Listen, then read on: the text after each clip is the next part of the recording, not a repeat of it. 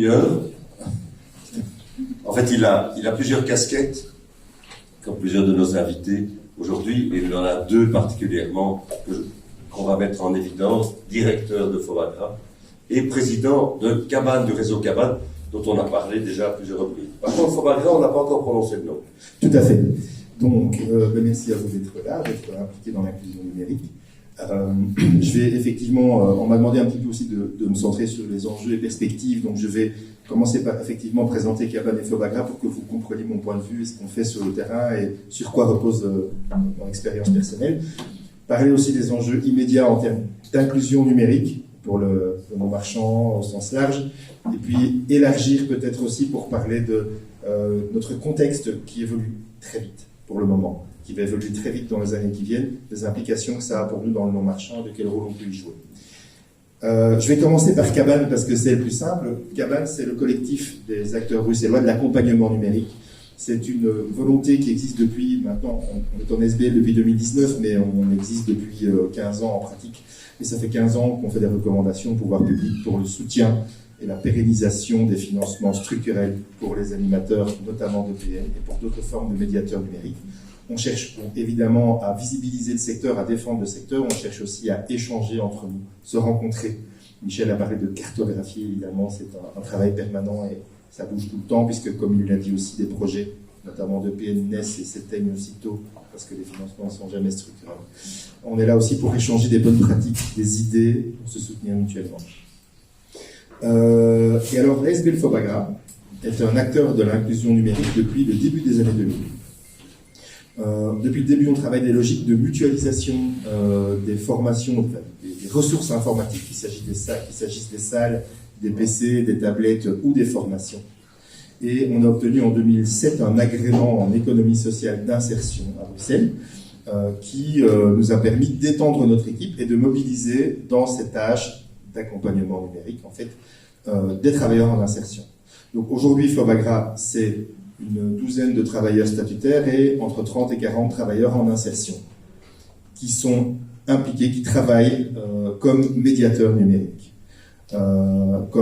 principalement comme animateurs en espace public numérique, mais qui sont aussi à l'occasion, et parfois plus qu'à l'occasion, formateurs. Donc on travaille depuis le début des années 2000 comme sous-traitant pour le monde associatif, donc notamment beaucoup l'insertion socio-professionnelle et classique de plein exercice. On travaille avec une dizaine d'organismes bruxellois de façon récurrente depuis des années. On fait en tout plus de 5000 heures par an, dont une bonne partie pour l'ISP, une autre partie dans les espaces publics numériques ou pour d'autres acteurs associatifs, qu'il s'agisse de structures d'économie sociale qui font appel à nous justement pour la dimension fracture numérique de leur formation, que ce soit on travaille avec des publics plus jeunes, des publics âgés. En fait, on travaille avec toute une palette de publics exclus du numérique. Et on doit adapter notre stratégie, nos pédagogies à chaque fois à ces publics.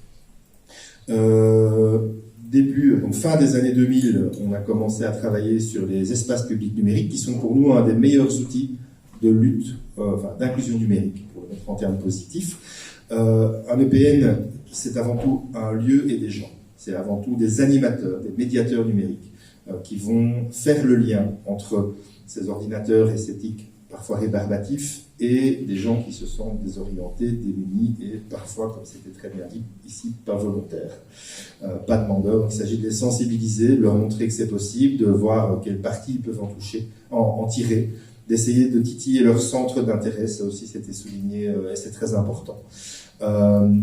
Il s'agit de développer leur autonomie sur le long terme, mais il faut aussi bien sûr répondre, comme le font les informaticiens publics, à leurs besoins immédiats de première ligne, qui sont parfois de véritables urgences sociales pour éviter qu'ils subissent l'exclusion sociale. Alors, pourquoi le faire avec les travailleurs en insertion? Alors, d'abord parce que malheureusement, il n'y a pas de financement structurel, donc il y a très peu de postes d'animateurs pérennes à Bruxelles dans les EPN. Le label n'existe que depuis 2019 et c'est le réseau Cabane qui l'a développé, qui a poussé les pouvoirs publics à le faire venir et qui l'avait en grande partie écrit. Mais ce label était destiné à s'accompagner de financement et pour l'instant, on a beau insister sur le fait que c'est l'humain qui compte, ces financements ne sont pas là. Michel a très bien montré les graphiques tout à l'heure qui montrent que quand il s'agit de former les animateurs, de les outiller, de leur donner donner du matériel aux EPN, de réfléchir à des projets qui sont autour de l'animateur, qui doivent améliorer la pratique de l'animateur, etc. Ça, il y a de l'argent provisoire, mais le problème c'est que les animateurs eux-mêmes ne sont pas là, ou en tout cas ils ne sont pas permanents, parce qu'aujourd'hui, donc nous, notre solution c'est de pallier ce manque par l'économie sociale d'insertion, parce que là on a des subsides simplement, on a des travailleurs qui sont subventionnés. Et aujourd'hui, Fobagra représente plus de la moitié du personnel des EPN bruxellois. C'est chouette, c'est un peu interpellant quand même, parce que ces travailleurs marcheraient mieux s'ils étaient systématiquement adossés à un animateur, donc permanent, et qu'ils étaient là en renforcement pour démultiplier le potentiel de l'EPN. Alors c'est quand même une formule qui a des très beaux atouts. Notamment, d'une certaine manière, ces travailleurs en insertion sont parfois plus performants qu'un ingénieur en informatique diplômé pour faire ce travail. Alors, je ne vais pas généraliser parce qu'on connaît aussi des ingénieurs informatiques qui ont une capacité d'empathie, d'adaptation au sens de la pédagogie qui est impeccable. Mais ce n'est pas la majorité. On a souvent récupéré les morceaux de gens qui avaient suivi des formations informatiques où on leur a balancé de la théorie, du vocabulaire, etc. Et avec cette ex-cathédra problématique qui a été soulignée par Michel, donc les travailleurs en insertion, ils sont capables de se mettre très facilement, ils descendent de ce piédestal, ils n'y mentent même pas, ils vont se mettre au diapason en empathie, utiliser un langage adéquat, ils se mettent plus facilement à la place de l'apprenant, ce qui est en fait la qualité première du formateur, et ils vont aussi faire preuve de patience, ce qui est aussi une qualité très importante. Donc ça marche pas mal, et en termes d'insertion, c'est vraiment très chouette, parce que au lieu de se vivre en partie comme des travailleurs qui sont aidés, qui bénéficient d'un emploi, formation, subventionné, etc., ils sont tout de suite dans le camp de ceux qui apportent de l'aide à d'autres. Et ça, c'est vraiment très, très valorisant. Il y a un gain de confiance en soi qui est très important. Il y a des atouts en termes d'insertion, bien sûr, parce qu'ils ont une formation polyvalente, notamment dans les outils informatiques, mais aussi dans la pédagogie, la communication, le savoir-être. Et là aussi, ça a été souligné par les panélistes juste avant, le fait d'avoir des compétences informatiques, même si vous n'allez pas devenir animateur de PN dans votre carrière, puisqu'il y a peu d'emplois, ils trouvent du travail dans plein d'entreprises, et notamment les PME, les associations, des structures où la polyvalence est importante, et on est très content d'avoir des gens qui maîtrisent des outils informatiques. Donc voilà, ce qu'on peut compléter sur Fobagra, pour ne pas y passer des heures et prendre un petit peu de hauteur, c'est que comme structure d'économie sociale, on travaille beaucoup la mutualisation des formations, parce qu'on ne peut pas, dans nos structures, surtout les petites et moyennes structures, avoir des formateurs pour tout, des ressources pour tout. Donc à un moment, il faut mutualiser. Et puis aussi, on a des travailleurs en insertion qui ne commencent pas au même moment, qui n'ont pas les mêmes lacunes, pas les mêmes besoins. Et donc on a souvent des micro-besoins, notamment en remédiation, des compétences transversales. Français, calcul, mathématiques, évidemment informatique, pour lequel c'est bien de mutualiser aussi la formation pour réunir des personnes de différentes structures, 2 par-ci, 3 par-là, et pouvoir répondre rapidement à des besoins en constituant un groupe de 10 personnes. Parce que c'est pas rentable de former 2 personnes avec les moyens humains qu'on a. Donc ça, c'est une expérience intéressante qu'on mène depuis des années. Dans le secteur de l'économie sociale d'insertion, Jacques y contribue aussi. Et ça nous a amené évidemment pour constituer des groupes homogènes à travers des méthodes d'évaluation. Ces méthodes d'évaluation nous ont amené à nous interroger sur des lacunes cognitives que pouvaient avoir les travailleurs, et notamment à sonder un panel de travailleurs en insertion de différentes structures à la recherche de travailleurs analphabètes. Tout le monde nous disait « il n'y en a pas chez moi », et ben, il y en avait un. Il y en avait qui étaient là depuis 9 mois et qui n'étaient pas détectés parce qu'ils ont des stratégies d'évitement. Et donc si on ne le sait pas, ben, ça pose toute une série de problèmes d'apprentissage, et pas seulement pour l'informatique, qui sont insolubles. La personne est absente tous les lundis quand il y a une formation qui fait appel à l'écrit. Pourquoi? Bon, voilà. On a aussi travaillé sur les troubles, sur les troubles 10 et sur les troubles neurodéveloppementaux. Je préfère parler de neurodivergence, parce que le cerveau humain est fait pour avoir une partie d'explorateurs qui fonctionnent différemment et une majorité de gestionnaires qui exploitent les ressources déjà trouvées. Et donc, on a fait le même travail avec des neuropsys. On a découvert qu'il y avait un taux de 50% dans nos travailleurs en insertion qui présentaient un trouble neuro-10 ou un autre. Donc, pas seulement dans notre structure, dans un échantillon qui brassait différentes structures. Et évidemment, par extension, on se pose la question sur le public de nos EPN, sur le public victime de la fracture numérique. Là aussi, on a des personnes qui sont plus nombreux à être peu qualifiées, Si on peut qualifier, c'est qu'ils ont connu un échec scolaire. Cet échec scolaire est favorisé par ces troubles, donc c'est aussi une dimension qu'on prend en compte. Donc aujourd'hui, notre champ de réflexion pédagogique, il touche évidemment comment s'adapter au mieux pour faire découvrir l'informatique à des publics analphabètes qui ont des problèmes de français langue étrangère, qui ont des problèmes cognitifs dus à l'âge au niveau du 4e âge, qui ont des problèmes 10. On essaie de sensibiliser au handicap visuel avec éclat, avec une collaboration avec éclat, et le champ est très très large. Ça nous a amené à beaucoup de réflexions. Alors, j'ai commencé par là, voilà. Les enjeux et les perspectives pour le secteur de l'inclusion numérique de notre point de vue. Michel l'a très bien souligné, mais je vais le redire, la fracture numérique est un problème durable, structurel.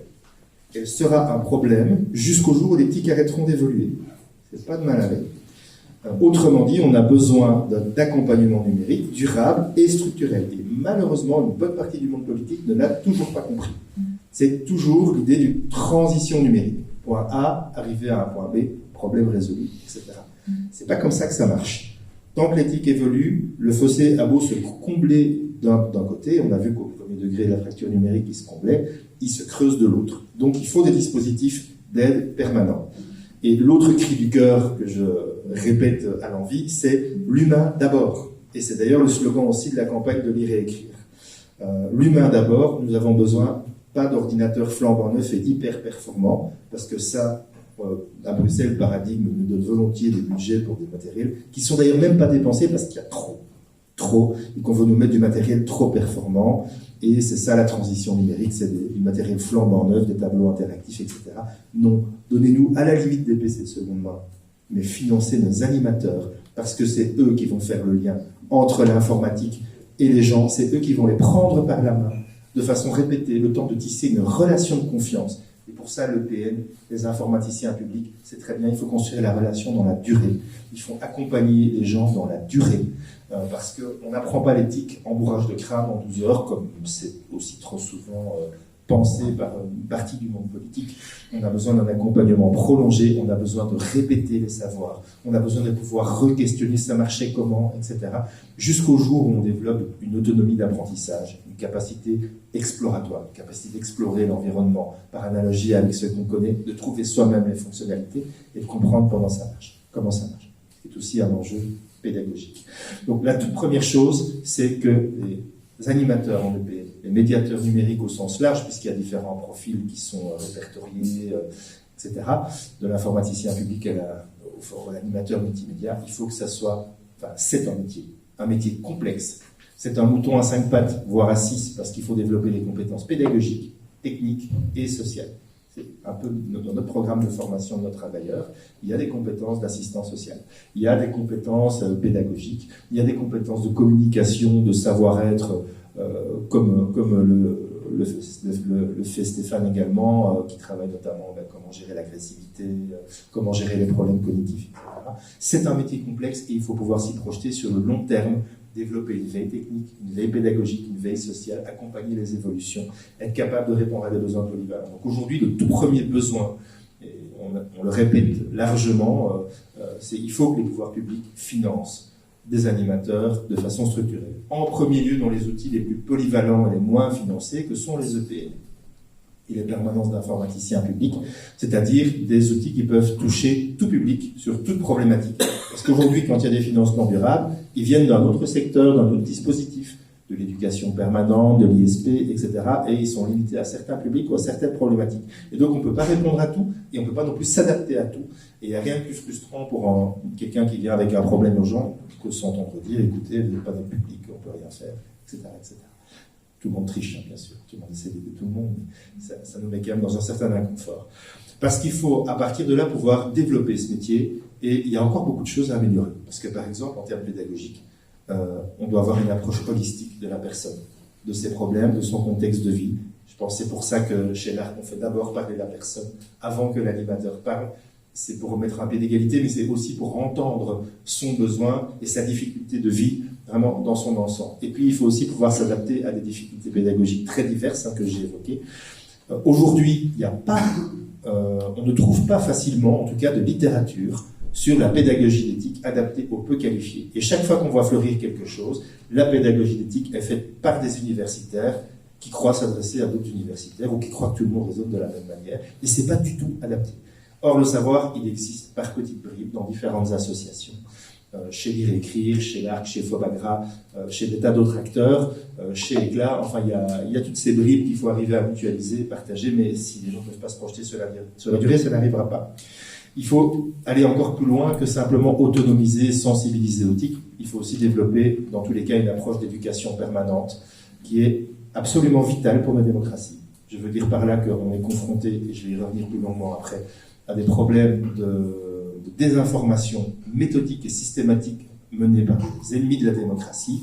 Si vous ne la voyez pas tous les jours, c'est parce que les algorithmes des réseaux sociaux vous en protègent ou vous en séparent, mais c'est énorme et c'est dramatique et on est en échec face à ces dictatures et pas loin d'être échec. On va en reparler. Donc il faut qu'on puisse aussi faire un travail sur l'esprit critique vis-à-vis de l'information et il faut repenser la société là-dessus. Et il faut qu'on puisse, en se projetant dans la durée de notre métier, il faut qu'on puisse également avoir le temps de faire une veille technologique, pédagogique et sociale. Autrement dit, voir et détecter à temps les besoins émergents et développer des réponses adaptées. Donc ça demande aussi une souplesse d'adaptation et du temps de travail et de travailler sur la durée. De se dire, c'est mon métier, je ne veux pas être viré demain. Je sais que je suis encore là l'an prochain et que ça vaut la peine de développer ses compétences. Donc voilà, la formation continue des médiateurs numériques, elle est un enjeu aussi, mais actuellement, il y a moyen de trouver des moyens pour ça. Le problème, c'est que les médiateurs ne sont pas là, ou qu'on va les former, mais qu'un an après, ils partent parce que ce sont des travailleurs en insertion. Donc cette politique n'a pas de sens s'il n'y a pas des médiateurs numériques pérennes. Voilà, alors Jacques a signalé tout à l'heure avec raison qu'on était malheureusement dans une période de vache maigre et que c'était très difficile d'avoir des financements en plus, mais on peut quand même contre-argumenter. Qu'il y a des études qui montrent que 1 euro investi dans l'inclusion numérique provoque un retour d'investissement bien supérieur, que c'est un pari gagnant pour la société. Et 2, on peut aussi objecter que le coût de la non-action peut être beaucoup plus lourd, comme avec le réchauffement climatique, en termes de conséquences sociales. Et il ne faut pas seulement développer l'accompagnement numérique, parce qu'aujourd'hui on a beaucoup parlé de l'accompagnement numérique, on a un peu commencé à questionner le pourquoi et le sens. Il est certain qu'il faut en tout cas des alternatives au numérique, parce qu'après 24 ans de travail dans l'accompagnement numérique, je peux vous dire qu'il y a des gens qui ne seront jamais autonomes, ou qui le seront dans 5 ans ou dans 10 ans, parce qu'il y a des problèmes, notamment des problèmes sous-jacents. Ce qui veut dire qu'il faut pouvoir garder aussi des canaux non numériques, et notamment des guichets. Alors vous avez peut-être entendu parler du combat de Lire et Écrire de Lire et Écrire, de Cabane et de bien d'autres acteurs, de la Fédération des services sociaux, etc., contre l'ordonnance Bruxelles numérique, ou plutôt pour faire amender cette ordonnance Bruxelles numérique. L'ordonnance qui a des points de départ intéressants, qui est notamment d'encadrer la numérisation et de mettre des règles pour qu'elle fonctionne de façon inclusive et que une série de fonctionnements en termes de confidentialité des données, de confirmation à l'utilisateur que sa démarche est accomplie. Un mail de confirmation, il y a des tas de services publics qui n'ont même pas encore à ce stade, c'est scandaleux. Donc là-dessus, il y a un bon travail de l'ordonnance. Là où il y a un mauvais travail, c'est que la partie accompagnement des utilisateurs, autonomisation, est pas du tout nourrie, financée, creusée, c'est très léger dans l'ordonnance, et qu'on n'a pas pensé à maintenir des guichets. Donc, avec les récrits, on s'est battu pour maintenir des guichets. Pour les gens qui seront jamais autonomes, mais aussi pour des gens qui sont en partie autonomes sur l'éthique, mais pas toujours sur le contenu, parce que ce qu'on oublie, c'est que, ce que souvent le fonctionnaire lui-même va oublier, c'est que le vocabulaire qu'il utilise et les conséquences de ce vocabulaire ne sont pas maîtrisées par l'utilisateur. Et donc, en tant que personne formée au TIC, je peux avoir besoin de rencontrer, ou je peux préférer rencontrer un humain qui va m'expliquer ce que je fais, ce que je coche et ce que je signe, qui va me garantir le résultat ou me donner en tout cas un pronostic que je pourrais évaluer, m'éviter de faire des erreurs, me rassurer. Et je peux aussi, avoir juste envie de voir un humain ce jour-là, parce que ça m'était bien utile de faire 10 démarches sans devoir me déplacer, sans devoir prendre congé par ordi, très chouette, mais là, aujourd'hui, j'ai besoin de voir un humain. Et c'est aussi un droit qu'il faut maintenir. Donc sur cette ordonnance, on a obtenu en partie gain de cause. Malheureusement, à chaque fois, le ministre Blair Failly réintroduisait des lacunes, des failles qui permettaient aux services publics pas disculper, mais enfin, en gros, de ne pas devoir... pardon ? S'auto-exclure. Enfin voilà, en gros, de ne pas devoir répondre à l'obligation de maintenir des guichets. Mais n'empêche que le principe d'obligation de maintenir des guichets est inscrit dans la loi, enfin dans l'ordonnance, même s'il y a des failles, même si on a introduit des petits chevaux de Troie. Par contre, en France, entre-temps, il y a 2 mois, c'est devenu une obligation pour tout service public. Donc là, ils l'ont acté. Il faut garder des guichets. Et c'est très important, parce que le lien social, c'est très important. Finalement, ce combat nous a amené à nous interroger sur pourquoi le numérique et est-ce que le rôle du non-marchand, de la société civile, n'est-il pas aussi d'interroger ces évolutions, de tirer la sonnette d'alarme? Oui, clairement. Donc, pour élargir un petit peu ces conclusions, ces perspectives, je pense qu'une partie de nos dirigeants n'ont pas perçu ou pas perçu toutes les conditions de réussite et même de survie d'une société démocratique hautement numérique. Et cette survie, ou en tout cas cette réussite, suppose de ne laisser personne au bord du chemin, sous peine d'alimenter une grave colère sociale. Et on a vu en Hollande l'extrême droite arriver au pouvoir à cause de problèmes en partie administratifs, et notamment liés aux TIC, c'est quand même consternant. De garder ces alternatives au numérique pour ceux qui n'ont pas tellement le choix, pour ceux pour qui en fait c'est moins efficace. Parce que autant le numérique fait gagner du temps, et c'est vrai qu'une démarche administrative en ligne pour quelqu'un de bien formé, c'est plus rapide.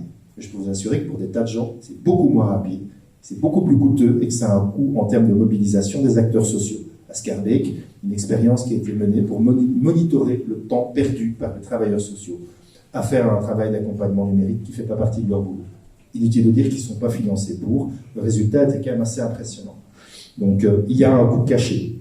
Et ce coût n'est pas pris en compte dans la numérisation. Les politiques ne se rendent pas non plus compte que ce n'est pas si rentable que ça pour une partie de la population. Tout comme le e-learning est une facilité pour des personnes éduquées, mais un handicap de plus pour des personnes qui le sont moins. Donc voilà, tout ça est à bien peser. Il y a ce besoin de lien social qui est à réfléchir aussi. À partir du moment où on se prive de toute occasion de lien social, on souffre de la solitude, et ça a un coût aussi pour les services de santé, qui pourrait aussi être chiffré. C'est un coût caché du numérique. Nous devons l'interroger, nous devons le faire valoir.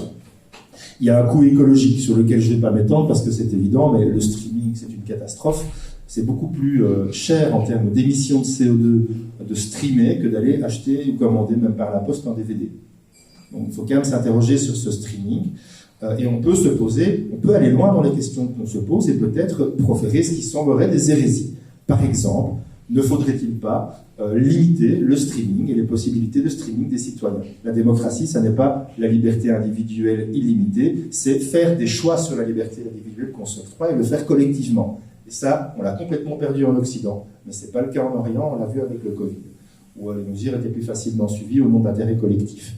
Est-ce qu'il ne faudrait pas aussi préserver l'équilibre entre le numérique, les interactions sociales et d'autres façons de fonctionner?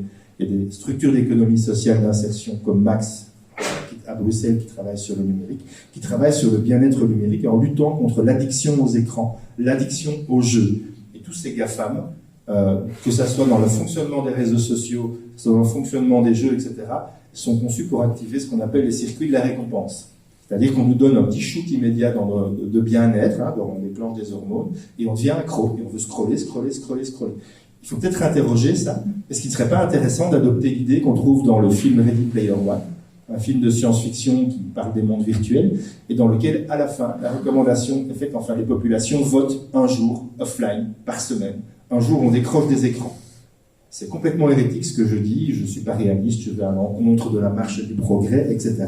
Eh bien si, désolé, c'est notre rôle en tant qu'acteur du non-marchand, en tant qu'acteur de la société civile, de réfléchir à cette question. Est-ce qu'elle n'a pas du sens? Il y a des questions de résilience de société qui se posent, parce que nous avons maintenant, nous sommes totalement suspendus à des systèmes bancaires, financiers, administratifs, de santé, etc., qui sont en ligne. Et ces systèmes sont fragiles et vulnérables à des attaques. Or, nous ne sommes plus dans un contexte de mondialisation, dans un contexte de tensions naissantes, vulnérables à des cyberattaques, notamment russes, chinoises, etc., qui peuvent nous causer des dégâts terribles. Il n'y a pas que les cyberattaques, on a aussi simplement les éruptions solaires. Au XIXe siècle, il y a eu une éruption solaire qui, si elle survenait maintenant, détraquerait l'ensemble de nos systèmes et foutrait notre civilisation dans la mouise pendant un certain nombre d'heures au jour, avec des conséquences difficiles à estimer. Là, le soleil est justement en regain d'activité. Donc, je pense qu'il faut prévoir, dans ce contexte, suffisamment d'alternatives au numérique, et que si on démonte tous les systèmes non numériques pour les remplacer par du numérique, on diminue fortement notre résilience. Il faut maintenir des guichets, il faut maintenir des humains, il faut maintenir des alternatives. Pour aller encore plus loin, on a devant nous des dangers assez impressionnants. Non seulement l'IA va démultiplier les émissions de CO2 du web, mais elle va aussi démultiplier l'information et la quantité d'informations, et encore plus nous noyer sous une masse d'informations incroyable. Je fréquente beaucoup, je suis très immergé dans les milieux littéraires et dans le milieu de l'illustration. Je peux vous dire qu'aujourd'hui, il y a des revues littéraires, notamment en science-fiction, qui refusent les textes parce qu'ils sont noyés de textes émis par des IA, enfin écrits par des auteurs qui en fait le font faire par des IA. Alors c'est mauvais, ça se détecte assez vite, etc. Mais en attendant, il faut pouvoir lire 800 textes pour avoir une chance d'en trouver un qui a été écrit par un humain. Après, il faut encore qu'il soit bon. Ils ont fermé les souscriptions. Ils sont noyés d'infos.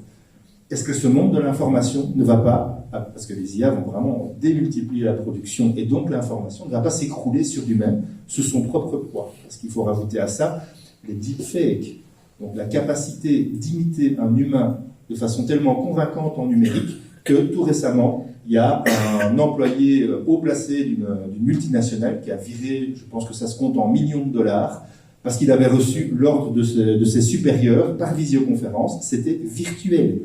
C'est hallucinant. Aujourd'hui, on peut prendre un homme politique et lui faire dire n'importe quoi avec un deepfake. Et malheureusement, comme on est dans des sphères d'information qui sont cloisonnées par les algorithmes des réseaux sociaux, les gens vont croire ce qu'ils ont envie de croire.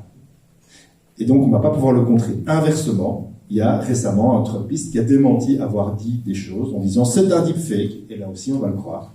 Et donc, on va arriver à un point où la véracité sera impossible à déterminer. Et là aussi, est-ce que le monde de l'information ne va pas s'effondrer sur lui-même? Les IA vont avoir des implications, alors des implications positives aussi, on s'en sert déjà pour la recherche d'emploi. Et donc on accompagne aussi nos travailleurs à la maîtrise de l'IA. Mais on va aussi perdre des emplois. Et la reconversion n'est plus si certaine. Alors les économistes vont prendre des exemples en disant chaque fois qu'il y a une évolution, il y a des nouveaux métiers qui ont émergé. Il reste 5 minutes, c'est ça? Bon, très bien. C'est pas sûr que cette fois-ci ça va suffire. Et ça va tellement vite que dans un an, on aura peut-être des IA plus performantes que les humains, pas seulement en termes de processus d'information, mais également en termes de créativité. Je parlais du milieu des illustrateurs. Aujourd'hui, avec Midjourney, les producteurs et les éditeurs commencent déjà à faire leur couverture avec l'intelligence artificielle, si bien que les illustrateurs se demandent si leur métier va encore être possible. Les gens qui sont aujourd'hui en formation en illustration, qui font des études dures, qui travaillent un art très exigeant, qui leur demandent des dizaines d'heures de travail par jour, font peut-être tout ça pour rien parce qu'ils ne pourront plus en vivre. Qu'est-ce qui se passe si nous perdons l'art du dessin? Le premier art exercé par l'humanité, préalable à l'écriture, dont l'écriture est née, dont toute la structuration de notre pensée est née. Si l'humanité perd cet art-là, c'est quand même interpellant parce que ce que ça veut dire, c'est que non seulement l'éthique transforme l'organisation de notre société, comme Michel l'a souligné, mais l'éthique transforme l'humain lui-même, ses capacités, peut faire de nous des assistés, en grande partie, ou d'une grande partie d'entre nous, des assistés, comme dans le film Wall-E, autre film de science-fiction. Mais la science-fiction a une valeur prédictive qui est souvent vérifiée. Donc c'est quand même très interpellant et voilà, la société évolue vraiment très très vite face à ces périls et bien sûr il y a le péril des fausses informations. Voilà, aujourd'hui, que ce soit la désinformation russe ou d'extrême droite qui sont alliés objectifs, qui se soutiennent et dont on peut pas voir les liens d'un site à l'autre, sont extrêmement actifs. Des sites d'information indépendants vont montrer aux gens le revers de la réalité et les gens marchent parce qu'ils ont le sentiment d'être plus intelligents que les autres, en gros, d'avoir compris, voilà. Et après, quand on croit qu'on a compris des choses que les autres n'ont pas compris, c'est très très difficile de revenir en arrière et de comprendre qu'on s'est fait avoir. Très très difficile de dire à ces gens, c'est comme le voyageur qui doit changer de l'argent à son arrivée à l'aéroport et quelqu'un dans la rue lui dit ne va pas à la banque, ils vont te faire payer un taux crapuleux, viens plutôt chez moi, j'ai un bon deal, j'ai quand même de la chance, je suis quand même malin, et puis évidemment ils se font avoir.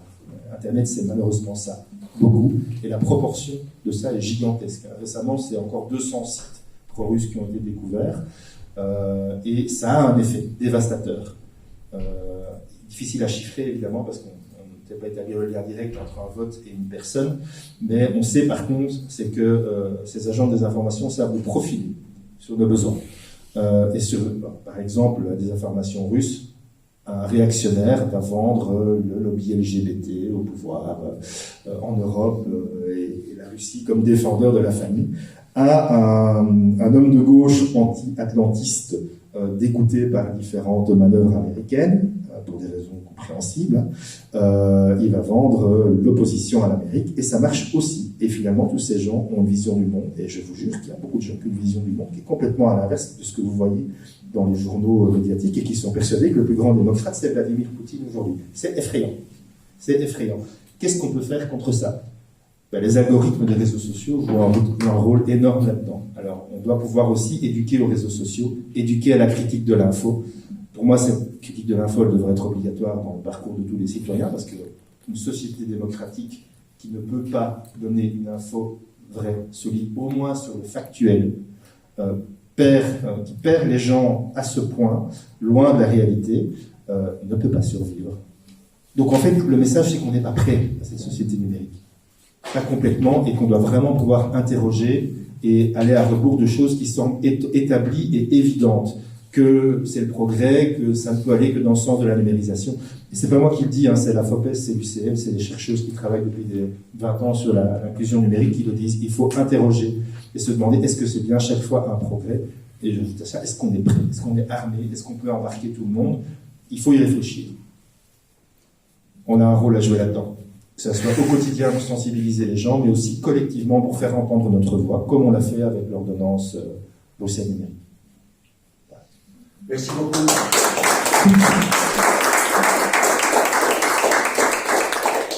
Responsabilité lourde que nous avons sur nos épaules, mais c'est chouette. Demain, il y a du taf. On a des perspectives devant nous. Merci de les avoir rappelées, de les avoir soulignées si justement.